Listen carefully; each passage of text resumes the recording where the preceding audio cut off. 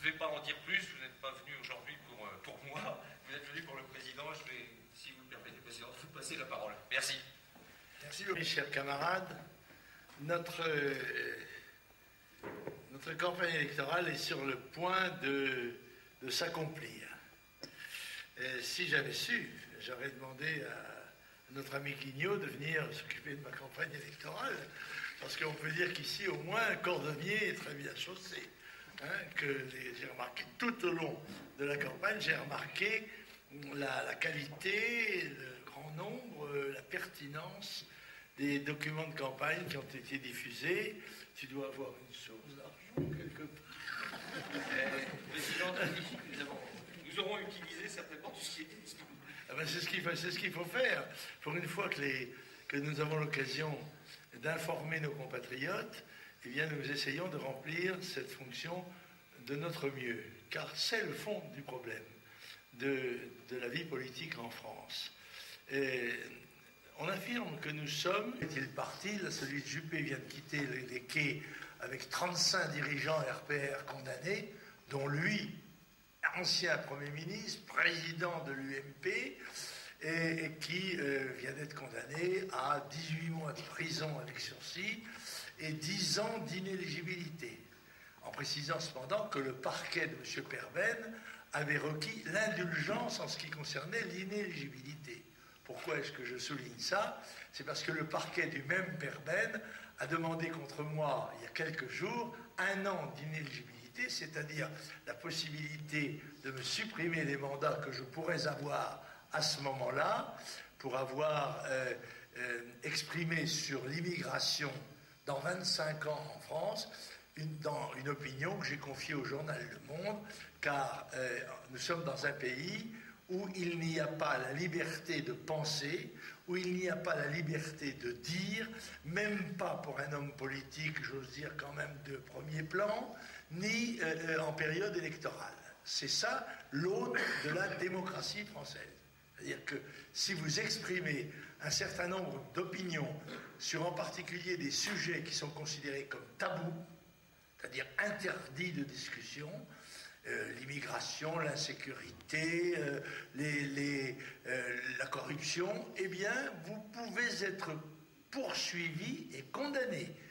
Et pour cela, le garde des Sceaux de l'UMP, l'Union pour la majorité pénitentiaire, le garde des Sceaux a comme chien de garde, n'est-ce pas, 2 organisations de gauche, une d'extrême gauche, M. Mouloud Aounit, le MRAP, dont les liens avec le Parti communiste sont connus et qui a récemment été décoré de la Légion d'honneur sur le contingent du président de la République, et l'autre c'est la LDH, c'est pas, la Ligue des Francs-Macron, qui nous attaque en permanence, chargée de la garde de la morale républicaine, les 2 termes étant entre guillemets, vous savez. Donc, si je vais poser la question, je vais avoir l'occasion de poser la question à M. Perben, puisque je serai en face de lui dans 2 jours, depuis 6-8 mois, n'est-ce pas? Eh bien, j'ai été privé du droit de me présenter par des décisions arbitraires, totalement arbitraires, d'administration qui, il faut le dire, dépendent directement du pouvoir politique. Et je voudrais tordre le cou à un canard, c'est l'histoire de la victimisation. Paraît-il, je gérerais ma victimisation. Mais si je n'étais pas victime, je ne pourrais pas gérer la victimisation. Pour faire cesser cette campagne dont M. Vauzel dit on n'a parlé que de lui pendant 3 semaines. Mais il y avait une manière très simple, c'était de me donner mon droit. Or, le chiffre va vous éclairer. Il y a en PACA 13 listes, dont 6 sont stipendiés, payés par M. Eh bien ça, c'est peut-être les candidats à UMP qui peuvent nous l'expliquer. Il y a des arrangements avec le ciel. Alors là, Vauzel, ils ont déposé en PACA une liste Vauzel, qui est un type de Paris que nous connaissons. Alors Vauzel a été indigné, il a dit « ça me rappelle les heures les plus noires de notre histoire ».